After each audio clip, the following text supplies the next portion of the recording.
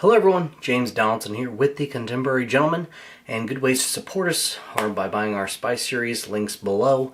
And if you want to check us out on Instagram, it's a good way to follow us, see what we're up to, also a good way to support us, and of course there's all those YouTube ways to support us as well.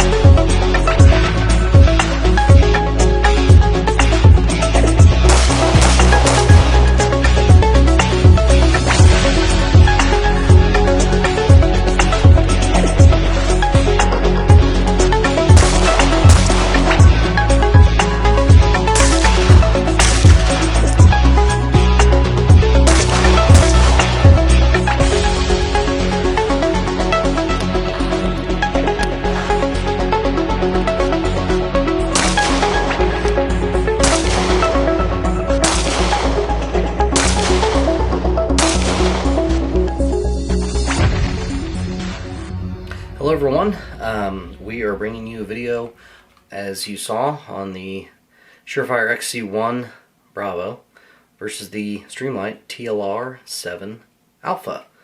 Let's dig in.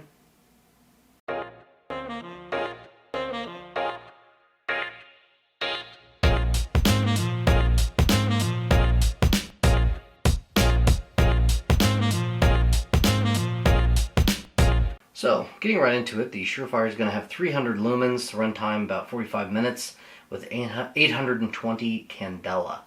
The distance for use is about 54 meters, which obviously isn't that far. There are more specs, but let's be real, it doesn't really matter, especially since this has been discontinued.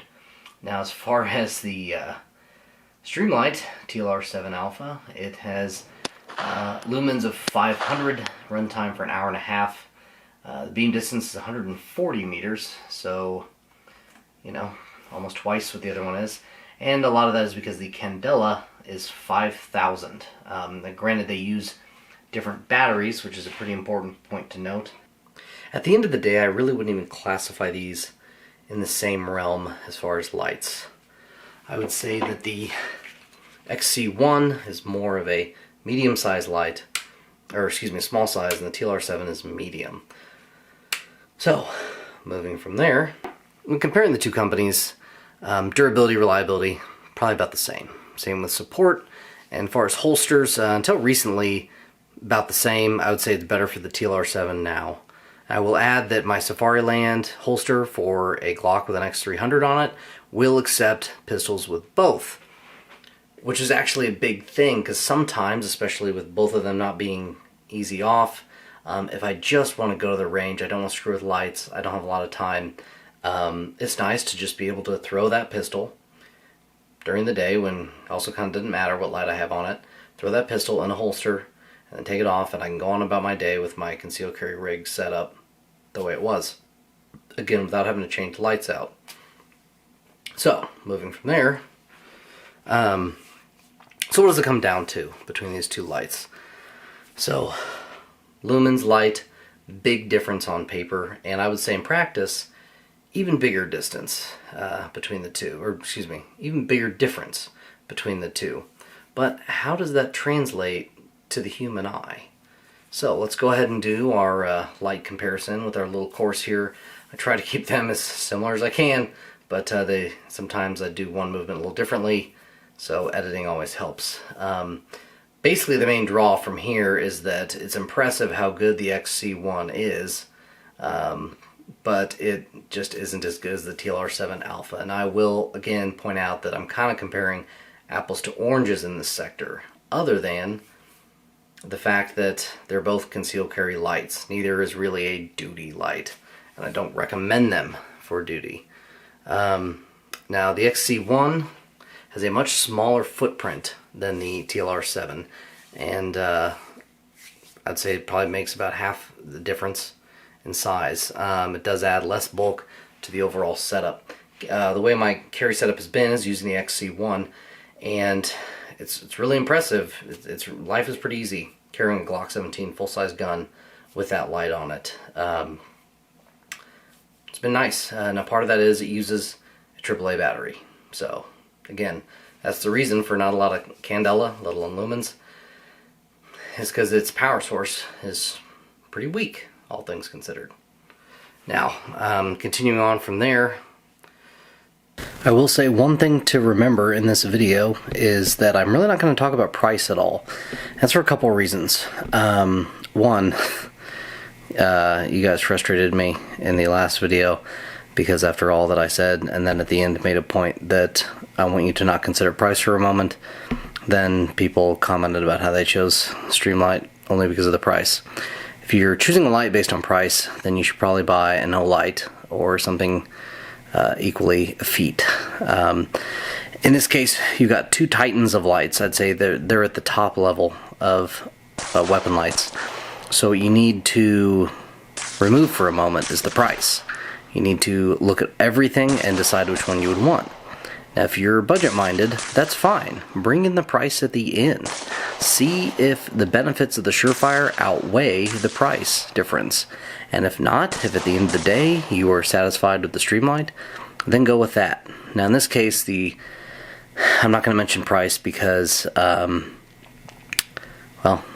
you'll see at the end, but the light that's less expensive is the one I recommend. But I did all this analysis without even ever considering price.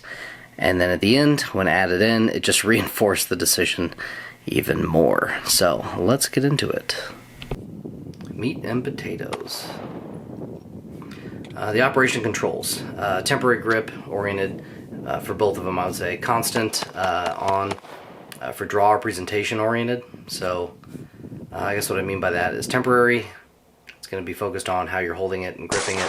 Constant is basically turning it on the draw or the presentation, depending on how your training is. I was turning it on the draw, and now I'm doing the presentation with my support hand. Someone cautioned me in my other video about comparing Surefire and Streamlight about safety. It's really not a safety issue, at least from what I've seen. The reason I went away from that, as a brief segue from the actual video, is there was talk about not wanting to overtask your hand or your finger. So when I draw my Glock 17, thinking about what to do with this light is not really helpful. Whereas getting everything ready, because this is my trigger finger, not my light finger, get everything ready, and then being able to pop it on, pop it off with the support hand, way better. I also have become a big fan of constant on, but using it in a momentary type aspect. So, interesting how we can develop as shooters. So, scooting on from there. So yeah, with the throw and the grip, the switch on the XC1 is closer to my Surefire X300. So the grip on my XC1 is closer to not the switch, yeah, the switch.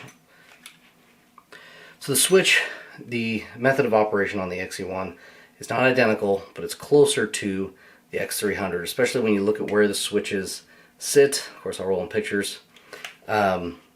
They're very similar. So when it comes to actuation,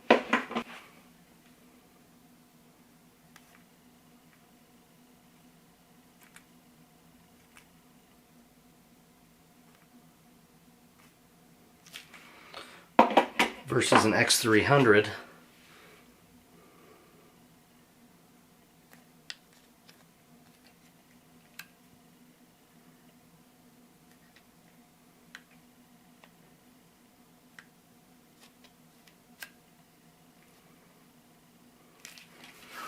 then of course you have the TLR7.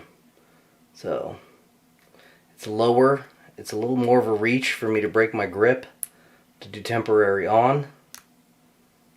And then of course a quick tap. Then the reach isn't as big a deal, but it is lower, so it requires a little more thinking. So why am I concerned about the switches?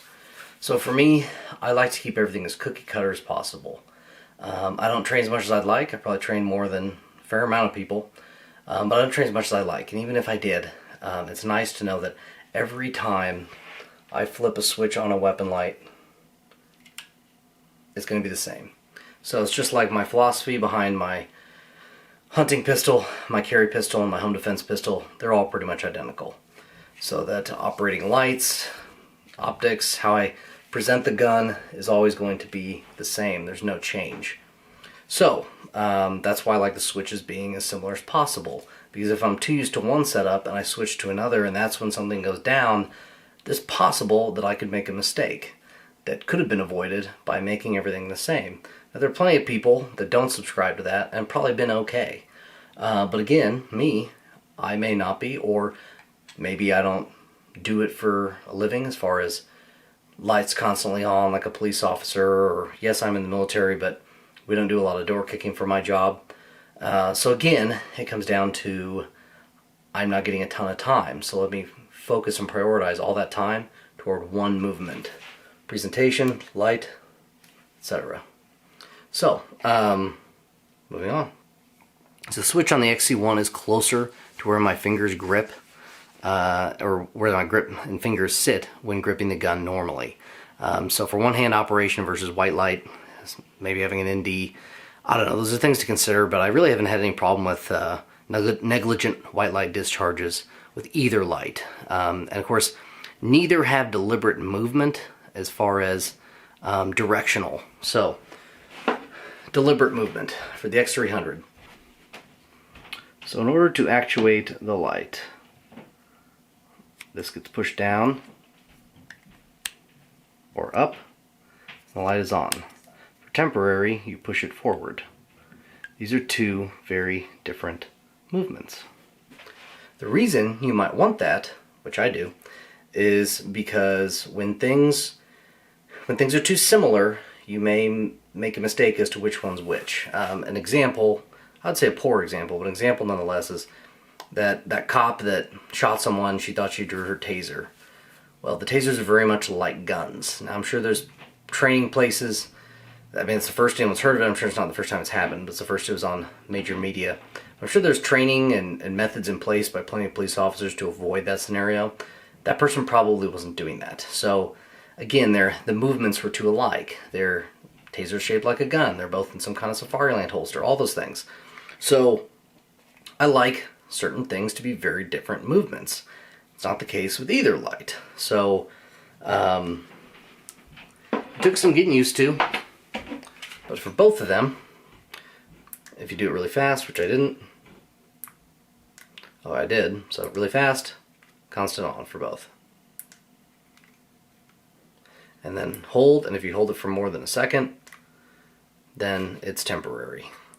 It's a good design. I think overall, having the movement the same, there are pros to it versus the cons I mentioned, but at the end of the day, I would like it very different now. The XC1 has an extra way to operate it where it has this nice button here. There you go. Press it and it's on. And then you press the other side to turn it off. Before the XC1 Bravo came out, there was an XC1. It had 2 or 200 lumens, don't know how many candela, but that switch was the only way for constant on versus the temporary that the other one was. I almost wanted that if it weren't for the less lumens. I almost wanted the older model because of the difference. And at the end of the day, I'm glad, but it does take some training to get used to what I have, which is the main update was more lumens, and then you could constant on by hitting it quickly, like the TLR7. So, I'm either way about it, honestly. Now that I'm more about constant on and no momentary at all, you know, that's just where I'm at. So it's kind of pro and con, I guess, is what I'm trying to say. Sorry, it's late. But I could take it or leave it, is what I'm trying to say. I'd rather just be constant on all the time. So I've kind of outgrown this light in terms of training, but I would say that with the TLR7 as well. So moving into caveats and variables. This video shouldn't be too much longer. The main caveat and variable is you. How do you train? What are your hands like? What pistol do you have it on? What is the purpose of the light? That's really what it comes down to. What you think is most important as far as the features. I'm going to be honest. The TLR7 Alpha is the better light. And I'm just going to straight up say that. I don't think there's hardly a scenario where the XC1 is better because of the compromise. So I really like the XC1 in terms of size. I like the switch operation, which is honestly why I picked it in the first place. This is lent to me from a viewer who probably thinks I've forgotten that they lent it to me. But putting time on this, I like everything better other than the switches, the switch location. That's the only thing I'd change. I think I would put up with the extra size, considering that you're using a 123 battery and getting a lot of lumens and, even more importantly, a lot of candela out of this light. I'm going to roll in a little more footage of me using this light, and honestly my camera was having a hard time even picking up that the XC1 was turned on at all, as you'll kind of see in the video. As far as the TLR7, no question it's on. Something I was looking for in these backyard shots was how well can I see off to the side, and I can see way better with the TLR7 than I can the XC1. So at the end of the day, it draws for a very interesting conclusion. Now, if I was only to have one light, I would absolutely have the TLR7. No question about it. For me, it does everything. It's not that much bigger. I also like the fact that you can twist the head up here and have it an off, so constant off. It's got the candela. The switches, I think, is something I could get over, especially because now I do a constant on, so I really just change my grip momentarily. I think it's that much better that I would drop the XC1 and get the TLR7 instead. So, granted, the XC1 is really not made anymore. I'm sure there's plenty out there, and it may be something that people are tempted to get. Again, I watched some videos and definitely like the switch placement better, and that's the main reason I bought it. And if I was to do it again, I would go TLR7. So, here's the thing though, because some people are like, okay, well, are you going to switch, or are you going to buy that one from that guy, or what are you going to do? Here's what the conclusion I came upon when filming and doing all my research is I'm gonna have to choose a light, and that light is the X300. So I've inspired myself to try to carry a full-size light again. I did it before. I had a different holster, then I got a new holster, and then had the new light, and so I actually didn't even utilize the holster I had. But I'm going back to it. LAS concealment, for me, carrying appendix works, but I can't do the whole one-piece thing. I like them separate. So I'm trying to carry a full-size light again, basically because, I mean, the X300 blows the TLR7 out of the water, as it should. It is a duty light. It's just very different use, very different intention, all that. So I really am going to try to make a full-size light work. No, I'm not using this Roland Special to carry. This is a friend of mine's and had an X300 on it. So anyway, point is that for me, all the reasons I said that the TLR7 is better than the XC1, it's like tenfold with an X300. So for me, that's what I'll be doing. Again, it's late. I'm trying not to ramble. So, the close. The comparison is difficult because I would be more inclined to list the lights as the X300 being full size, the TLR7 being medium size, and the XC1 being small or micro sized, as I kind of explained earlier. In the end, I've explained why I bought the XC1 and why I will continue to use it on occasion. Mainly, its relation to the X300 and its low profile. That said, if those aren't boxes that are relevant to you, then it would probably make sense to go with the TLR7. All of that said, if I fail to make my life work around an X300 as my carry light, then I will definitely be switching to a TLR7. So, this has been James Donaldson with the Contemporary Gentleman, and until next time, keep your composure.